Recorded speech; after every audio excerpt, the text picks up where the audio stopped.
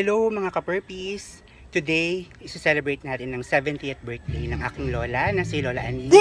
And let's see kung anong mangyayari, kung masasurprise ba siya. Let's go! Today is a celebration of both the years and the life of our beloved Lola Annie. Good afternoon everyone. All of us are gathered here, have been part of Lola Annie's life. In one way or another. Kumbaga, ang theme natin ngayon is we reminisce the good things or the good 70 years of Lola Annie's life. Today is all about you, Lola Annie. Ngayong araw din po, i-celebrate natin ang makabuluhang buhay mo dito sa mundo kasama ang mga taong pinakamamahal mo at pinakamalalapit sa iyo. Marami kaming na-prepare. Charot! Marami naman, marami tayong nahanda ngayong araw. And because of that, again, friends and family, let us all welcome the woman of the hour, our Lola Aniceta Lemos.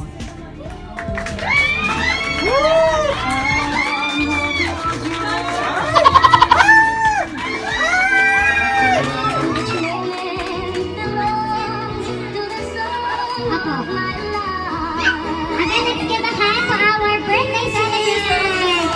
With standing ovation naman. Yan na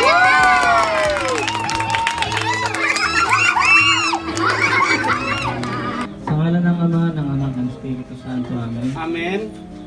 Panginoon, maraming salamat po sa araw na ito na binigay mo sa amin para may pag-celebrate ang birthday ni Lola Annie. Nawa po ay bigyan niyo po siya ng mas masaganang buhay at mahabang buhay para po mabantayan pa po kami at makasama po namin dito. At Lord, kayo po sana ang gumabay sa Kanya lagi, lalo na sa amin na Kanyang mga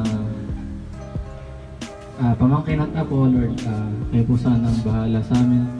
At Lord, sa celebration po na ito, sana po kayo po ang manguna at sa aming mga buhay. Lord, maraming salamat sa pagbigay sa amin ng buhay na ito. Yun lamang po at maraming salamat.